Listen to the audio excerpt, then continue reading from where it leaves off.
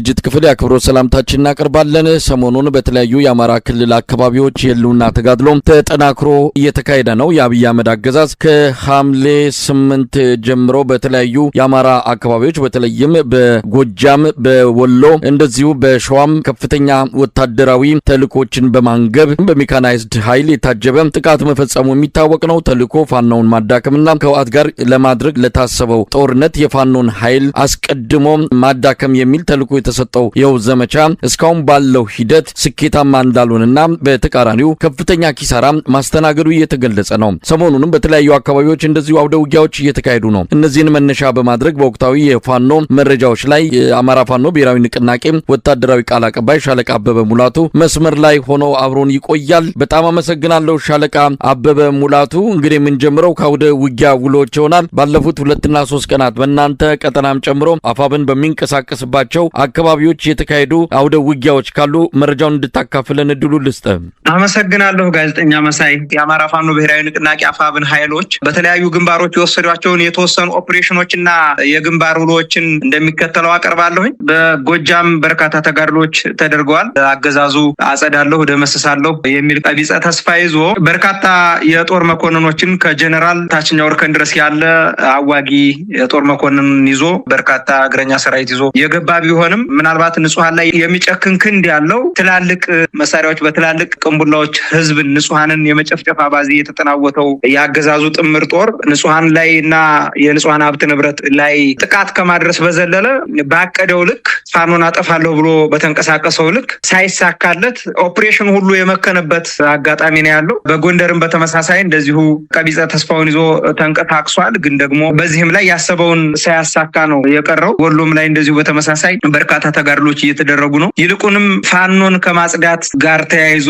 የሄደበት ርቀት አመርቂ ውጤት አላመጣለትም። ይልቁንም ከህዝብ እየተነጠለ ያለበት ሁኔታ ነው ያለው። በተለይ ደግሞ በሃይማኖት ተቋማቶች ላይ እያደረገ ያለው የከባድ መሳሪያ ጥቃት፣ የድሮን ጥቃት፣ በመሬት ላይ ያሰለፋቸው እግረኛ ሰራዊቶች የንጹሃኖች ጋር ያለው ጥቃት፣ ንጹሃኖችን የሚያጠቁበት መንገድ፣ ሴቶችን የሚደፍሩበት መንገድ፣ ሀብት ንብረት በማናለብኝነት የሚያወድሙትን ነገር ስናይ በጣም ከባድ ነውና ከዚህ ጋር ተያይዞ አገዛዙ ምን ያክል የሽንፈት ጣሪያ ላይ እንደደረሰና ለሽንፈቱም ትልቁ ማሳያ በንጹሃኖች ላይና ቀደም ሲል እንደዘረዘርኩ እነዛ ተግባሮች ላይ መሳተፉ ዋነኛ የሽንፈቱ መገለጫ ነው ብለን ነው የምናምነው። ከዛ ጋር ተያይዞ በወሎ ምድር ላይ በርካታ ያገዛዙ ሰራዊት ሰምጦ እየቀረ ያለበት ነባራዊ ሁኔታ እንዳለ ጠቆም አድርጌ ማለፍ ፈልጋለሁኝ። እንደዚሁ በሸዋና በወለጋ ላይ ሲሄድ ደግሞ ሸዋ ላይ ሰሞኑን እንደዚሁ በርካታ ትንቅንቆች ተደርገዋል። በተለይ ከወታደራዊ ተጋድሎቹ በዘለለ የህዝባዊ ውይይቶች በማድረግ ህዝቡን የትግሉ መነሻ ምን ይመስላል፣ እንዲሁም ደግሞ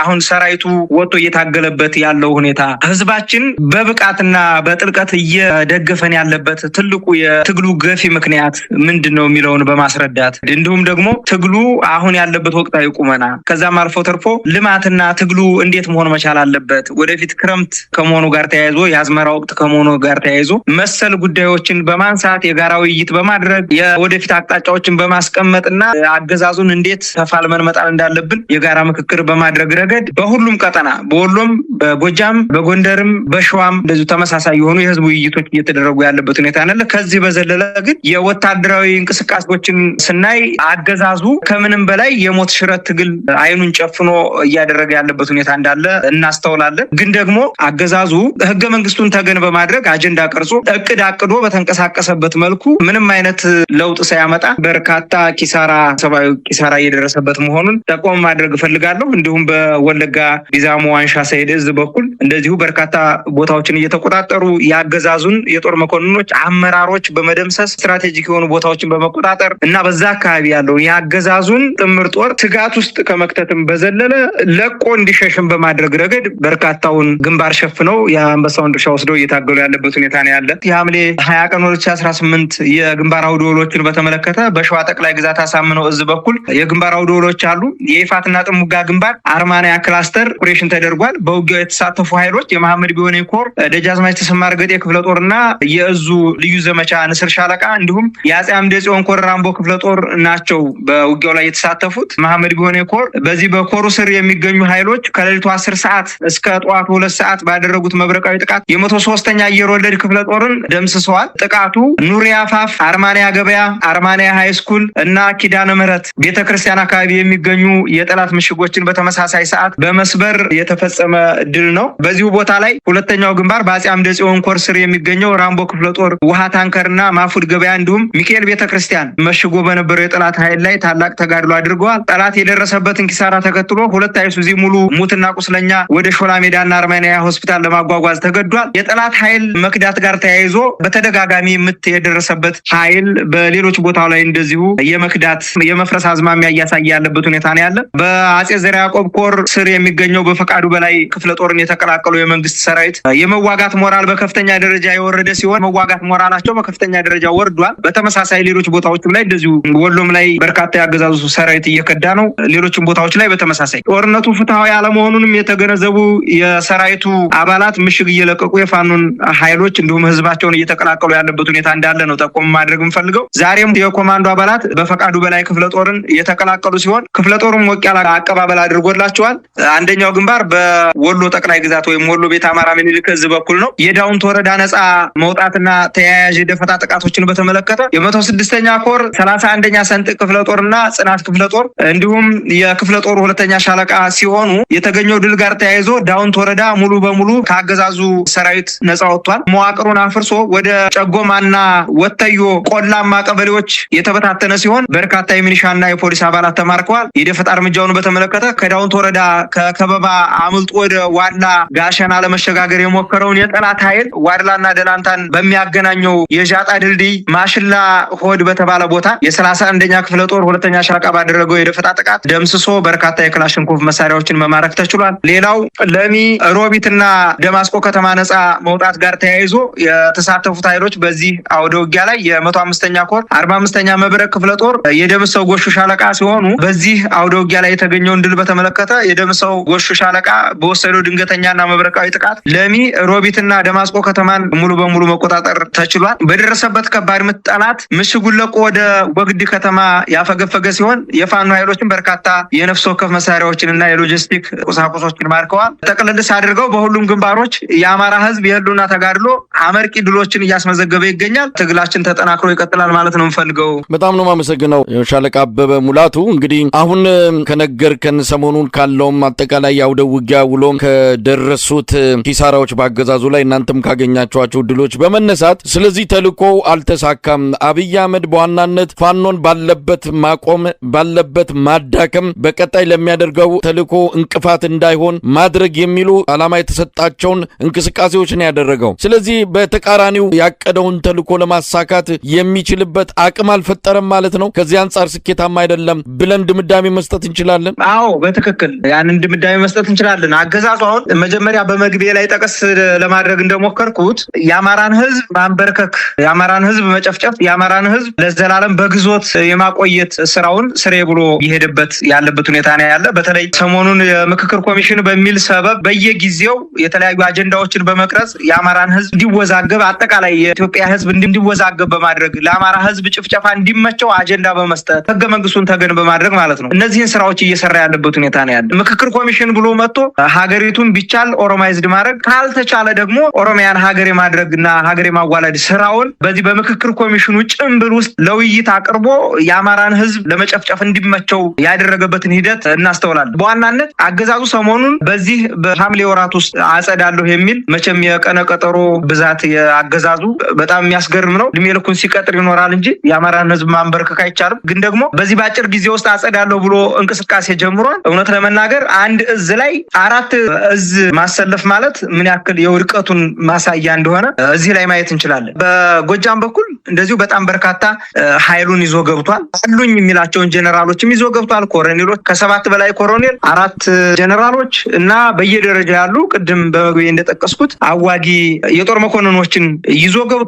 ግን ደግሞ አንዳችን ፋይዳ አልፈየደም። ምናልባት ንጹሃንን ከመጨፍጨፍ በዘለለ ማለት ነው። ይሄ ደግሞ ንጹሃንን መጨፍጨፍ የስርዓቱ መገለጫ ነው። ይሄንን ወደፊትም ያደርገዋል። ግን ደግሞ በአጭር ጊዜ ውስጥ ይሄንን ጨካኝ የሆነ የስርዓቱ አካሄድ በምስራቅ አፍሪካ ላይ አሸባሪ የሆነ ስርዓትን ከዚህ ከህዝባችን ጫንቃ ላይ ለማናቀቅ ቆርጠን ተነስተን እየታገልኑ ነው። በአጭር ጊዜ የምናስወግድበትን መንገድ የፈጠርንበት ሁኔታ ነው ያለው። ከዚህ ጋር ተያይዞ አገዛዙ ባሰበው ልክ የአማራን ህዝብ አንበርክኮ የአማራን ህዝብ ጨፍጭፎ አልጨረሰውም። ባሰበው ልክ ደግሞ የፋኖን መዋቅር በትነዋለሁ እንዳለው ኦፕሬሽኑ ሳይሳካለት አፍሮ ይልቁንም በጣም በርካታ ኃይሉን አጥቶ የሎጂስቲክና የፋይናንስ አቅሙንም አሟጦ የሰው ኃይሉንም አስጨፍጭፎ ወደኋላ እያፈገፈገ ያለበት ሁኔታ እንዳለ ነው ጠቆም ላድርግ የምፈልገው። ነገር ግን የአብይ አህመድ አገዛዝ አማራ ክልል እያካሄደ ያለው ተልዕኮ የተሳካ ነው የሚል ድምዳሜ የሰጠ ይመስላል። ለዚህም የአማራ ክልል ሚሊሻዎችንና አድማ በታኞችን ወደ ትግራይ አቅራቢያ ወዳሉ ከተሞች ያጓጓዘ እንዳለ የአማራ ሚሊሻዎችና የአማራ አድማ በታኝ ለሚያደርገው በቀጣይ ጦርነት ሊያሰልፋቸው እያንቀሳቀሰ እንዳለ ጥቂት የማይባሉ ይህንን በመቃወምና አገዛዙን በመክዳት ወደ ፋኖ እየመጡ እንዳለ እንሰማለን። ስለዚህ ፋኖን ጣጣውን ጨርሻለሁ ባይል ነገር ግን አዳክሜዋለሁ ብሎ ከጀርባ አድርጎ ከፊት ህወሓትን ለመውጋት እየተዘጋጀ እንዳለ መረጃዎች ያሳያሉ። ይሄ ምን ያህል ወደ መሬት ወርዶ ተግባራዊ ሆኖ እናየዋለን በቀናት ምናልባትም በጥቂት ባጭር ጊዜ ውስጥ የሚታወቅ ይሆናል። ግን እንዲህ አይነት እንቅስቃሴዎችን እያየን ነው። በሌላው የኢትዮጵያ ክፍልም እንደዚሁ አስገዳጅ የሆነ ወታደራዊ ምልመላ በማድረግ ላይ ነው ያለው። ሚሊሻዎችን ኦሮሚያ ክልል ጠርንፎ አስገብቷል። ስለዚህ ወታደራዊ እንቅስቃሴውን አጠናክሮ ቀጥሏል። ከህወሓት ጋር ጦርነት አደርጋለሁ የሚል አሁን ባለው ሁኔታ ጠንካራ የፋኖ ኃይል ባለበት ጠንካራ የፋኖ እንቅስቃሴ ባለበት ሁኔታ ነገር ግን ፋኖን ከጀርባ አድርጌ ህወሓትን ወጋለሁ የሚለው ያገዛዙ እቅድ ተግባራዊ ሊሆን እንደሚችልም ነው ፍንጮች የሚያመለክቱት። እዚህ ላይ ምን ማለት ይቻላል? ለዘመናት የአማራን ህዝብ ሲፈትነው የነበረው ከአማራው አብራክ የተፈጠሩ ባንዳ ሆዳደሮች መበራከታቸው ነው። አሁንም በተመሳሳይ እርስ በርስ አዋጋዋለሁ እርስ በርስ አባለዋለሁ ብሎ አቅዶ ነድፎ እንደጀመረው አገዛዙ እና የአብይ አህመድ ስርዓት አብይ አህመድ ራሱ ያንን እያደረገው ያለበት ሁኔታ ነው ያለ። ፋኖን ከኋላ አድርጎ ከፊት ህወሓትን እገጥማለሁ የሚል ቀቢጸ ተስፋ ይዞ እየተንቀሳቀሰ ነው። ግን ደግሞ እውነት ለመናገር አገዛዙ ወንበዴ ነው ይታወቃል። ሲሆነብድ የሚያወራውንም የሚያቅደውንም የሚያውቅ አይመስለኝም። ሚኒሻውን ነው ለመጠቀም በተለይ የአማራ ሚኒሻ የአማራ ፖሊስ እና አድማ ብተና የሚላቸው የዚህ መሻ ልዩ ኃይል ሲፈርስ መሳሪያ እየሸጡ መሳሪያ ንግድ ላይ የተሰማሩ የአድማ ብተና ስብስብ ሸቅል ላይ የተሰማራ የአድማ ብተና ስብስብ ተይዞ የአማራን ህዝብ መጨፍጨፍ ንጹሃን መጨፍጨፍ ሀብት ንብረት መዝረፍ ካልሆነ በስተቀር ምንም ለውጥ አያመጣም። ወይም እነዚህን ከኋላ አድርጎ ወደፊት ለመሄድና ፋኖን ከኋላ አድርጎ ወደፊት ያለውን ትግል ጨርሶ ተመልሶ ፋኖን ራሱን በራሱ ለማጥፋት እቅድ ይዞ እየተንቀሳቀሰ እንደሆነ ይታወቃል። ይሄ መቼም ሊሳካለት አይችልም። በዋናነት ግን በተለይ ከአማራው አብራክ ወጥተው የአማራን ህዝብ እየጨፈጨፉ ላሉ እየተላላኩ ላሉ የሚኒሻ አባላት እንዲሁም መሰል ጥምር ጦር የሚላቸው ከአማራው አብራክ የወጡ ወዳደሮች ለነሱ መልእክት ማስተላለፍ ፈልጋለሁ። ምናልባት መልእክት የምንድነው? ለጊዜው አገዛዝ መጠቀሚያ በመሆን በወገናቸው ላይ መሳሪያ አትደቅኑ የሚል ነው። የህዝብ ደህንነትና ሰላምን ለማስጠበቅ የታጠቃችሁ ሚኒሾች ዛሬ አገዛዙ የራሱን ስልጣን ዘመን ለማራዘም ሲል የገዛ ወገኖቻችሁን እንድትወጉና ለአፈናው ጉልበት እንድትሆኑ እያደረጋችሁ ይገኛል። ስለዚህ ይህንን ጥሪ ተቀብላችሁ ቢያንስ ወደ ህዝባችሁ መቀላቀል መቻል አለባችሁ። በዛ በአገዛዙ መስመር ውስጥ ሆኖ ለህዝባችን እልቂት ተጠያቂ ከመሆን ወይም ለህዝባችን እልቂት የአንበሳውን ድርሻ ወስዶ በታሪክ ተወቃሽ ከመሆን ራስን አግልሎ መቀመጡ የተሻለ ነው እና የታጠቃችሁ ህዝብን ለማስከበር እንጂ ለአገዛዙ ጥበቃ ስላልሆነ እባካችሁ ወደ ህዝባችሁ ተመለሱ። እንደው ልመና አይደለም። በነገራችን ላይ ሁሉም የሞት ሰለባ እየሆነ ያለበት ሁኔታ ነው ያለ። ይሄ እንኳን የማይገባቸው በእርግጥ ምን አይነት መርዝ እንደሚግቷቸው አይታወቅም። እርሻ እያላቸው ሀብት ንብረት እያላቸው ደሞዝም እየተከፈላቸው የአማራን ህዝብ የሚጨፈጭፉ የሚያስጨፈጭፉ ለጭፍጨፋ የሚያመቻቹ ከመሆናቸው ጋር ተያይዞ ነው ይህንን ማስጠንቀቂያ ወይም ይህንን መልእክት ማስተላለፍ የፈለኩት እና ሚኒሻነት የነዋሪውንና የአካባቢውን ሰላም ለመጠበቅ የተሰጠ ኃላፊነት እንጂ የገዢዎችን የስልጣን ዕድሜ ለማራዘም የሚደረግ አገልግሎት እንዳልሆነ ሁሉም ጠንቅቀው ያውቁታል። ስለዚህ የገዛ ወገናችሁን ጎረቤቶቻችሁንና ወንድሞቻችሁን በጠላትነት ፈርጃችሁ ለገዢዎቻችሁ መጠቀሚያ አትሁኑ። የታጠቃችሁት መሳሪያ የጊዜያዊ ስልጣን ውጤት ነው። የህዝብ ቁጣን መቼም ቢሆን ልትቀለብሱት አትችሉ። የህዝብ ቁጣና አንድነት ግን ዘላቂ እንደሆነ አምናችሁ ወደ ህዝባችሁ መቀላቀል መቻል አለባችሁ። ለአገዛዙ መከታ ለመሆን የምታደርጉት እኩይ ሙከራ ከህዝብ ጋር ወደማይመለስ ቅሬታና በቀል ውስጥ ስለሚከታችሁ አሁንም በድጋሜ የምህረት አዋጁን ተቀብላችሁ ወደ ህዝባችሁና ወደ ፋኖ የትጥቅ ትግል ብትቀላቀሉ የተሻለ ነው። ተጠያቂም ናችሁ። እንግዲህ በዚህ በዘመኑ ተጠያቂ ሊሆኑ እንደሚችሉ ማስገንዘብ ፈልጋለሁ። አገዛዙ ሲወድቅ ወይም ተጠያቂነት ሲመጣ አሁን ትዕዛዝ የሚሰጧችሁ አካላት ሽፋን አይሆኑላችሁ። መቼም ቢሆን ልታገኟቸው እንደማትችሉ በዚሁ መልእክት የማስተላለፍ ፈልጋለሁ። በህዝብ ላይ የምታደርሱት ማንኛውም በደል፣ ግፍና የደም ምላሽ ምንጊዜም ከተጠያቂነት ወይም ከተጠያቂነት ሊያድናችሁ አይችልም። በግል በእያንዳንዳችሁ ላይ የሚወድቅ እንደሆነ ሁሉም ይህንን ጥሪ መጠቀም መቻል አለበት። ወይም ዕዳ እንዳለባችሁ አድርጋችሁ ይህንን ጥሪ ተቀብላችሁ ወደ ማህበረሰባችሁ እንድትቀላቀሉ የሚል መልእክቴን ነው ማስተላለፍ የምፈልገው። መሳሪያችሁ በወገናችሁ ላይ የሚተኮስ ሳይሆን የአማራ ህዝብ እንተ ታሪኩን የሚጠብቅበት ስለሆነ መሳሪያችሁን በወገናችሁ ላይ አትተኩሱ። የአገዛዙ የጥፋት መሳሪያ ከመሆን ተቆጥባችሁ ከህዝባችሁ ጎን ቁሙ።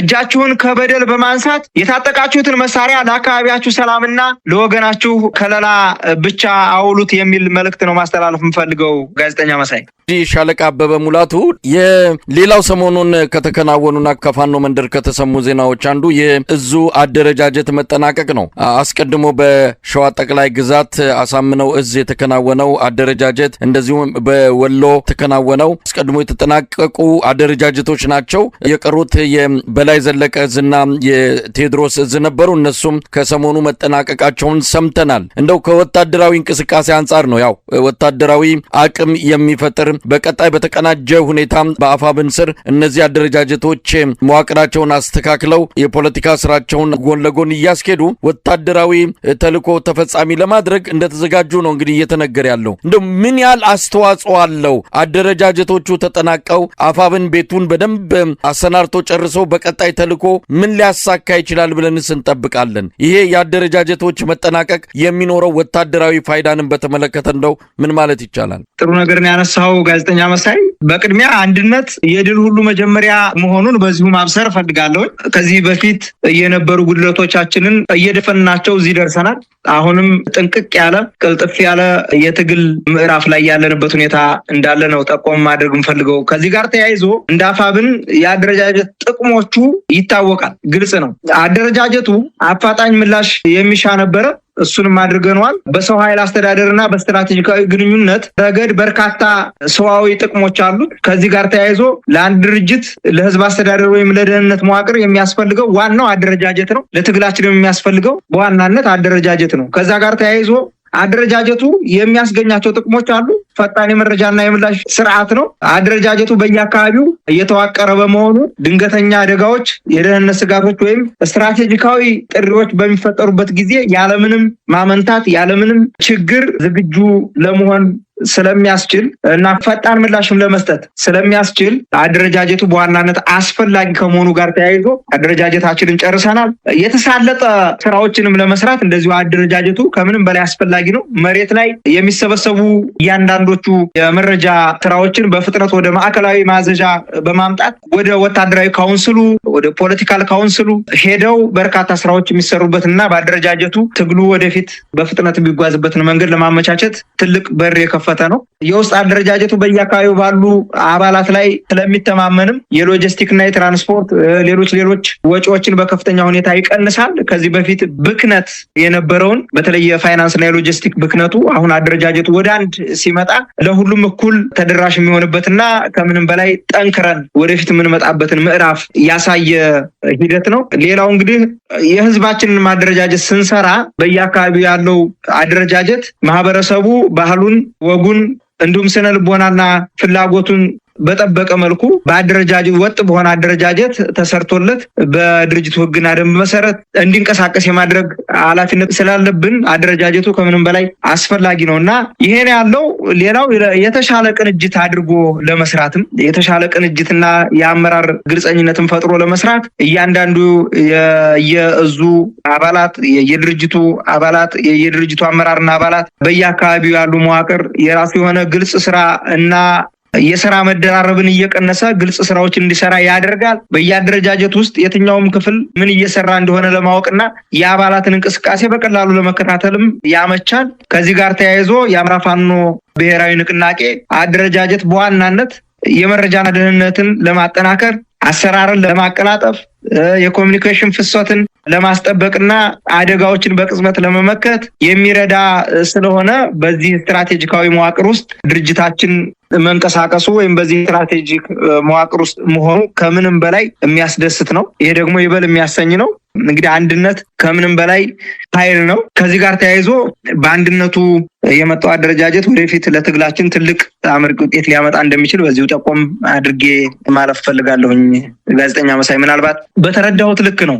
ግልጽ ካልሆንኩ ደግሞ ጥያቄውን መልሰ መጠየቅ ትችላለህ። በትክክል አንስተዋል ሻለቃ አበበ። ያው የአማራ ፋኖ አደረጃጀቶችን አጠናቆ 2 ምዕራፎችን የተሻገረው በዚህ አደረጃጀት መጠናቀቅን ተከትሎ 3ኛው ምዕራፍ የአገዛዙን ዘመን እንዲበቃ ማድረግ ነው። በዚህ አንጻር መቼና የት የሚለው ነገር አሁን ሊገለጽ የማይችል ቢሆንም ነገር ግን ካለው አጠቃላይ የአማራ ሕዝብና የኢትዮጵያ ሕዝብ እየደረሰበት ካለው መጠነ ሰፊ መከራና ሰቆቃ አንጻር ጊዜው በቶሎ አጥሮና የትግሉ ዘመን ተጠናቆ የኢትዮጵያ ሕዝብ እፎይታን የሚያገኝበት ጊዜ እንዲመጣ ነው። ከዚህ አንጻር ምን እንጠብቅ?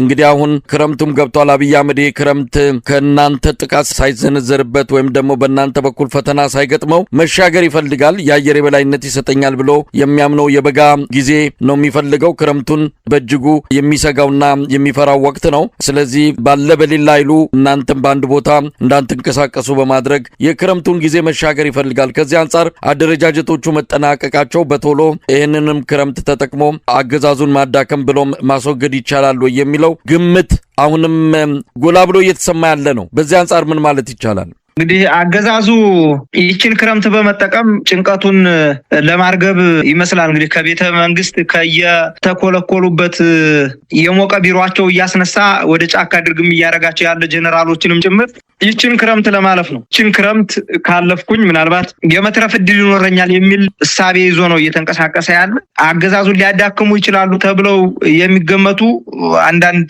ሁኔታዎች አሉ። የህዝባዊ እምቢተኝነት ይታወቃል። ህዝቡ ከምንም በላይ የጾመው አገዛዝ ነው። በገባበት ሁሉ መሬቱም ህዝቡም የከዳው ለህዝብ የማይመጥን ይልቁንም ባንኩንም ታንኩንም ይዞ በሽብር ወንጀል ላይ እየተሳተፈ ያለ ሽብርተኛ የሆነ ስርዓት እንደሆነ ይታወቃል። ከዚህ ጋር ተያይዞ ህዝባዊ እምቢተኝነት ወደፊት ሊመጣበት እንደሚችል ያውቃል። ህዝቡ ከምንም በላይ ጾሞታል። ለዛም ነው ህዝቡን ከምንም በላይ እየደበደበው በድሮንም መሬት ላይ ባሉ በምድር ተሽከርካሪ በመድፍም በከባባድ ቅንቡላዎችም ህዝቡንና ሀብት ንብረቱን እየጨፈጨፈ ያለበት ሁኔታ። ይችን ክረምት እንደምንም ብሎ ውጥረት እንትን ብሎ ምናልባት መስከረም በኋላ ይነጋልኛል ደመናው ምኑም ስለማይኖር በዛ ላይ ደም እያፋሰስኩ ራሴን ለማቆየት ምቹ ይሆንልኛል ብሎ ባሰበው መንገድ ነው እየተንቀሳቀሰ ያለው። ግን ደግሞ ይሄ ሊሳካ አይችልም።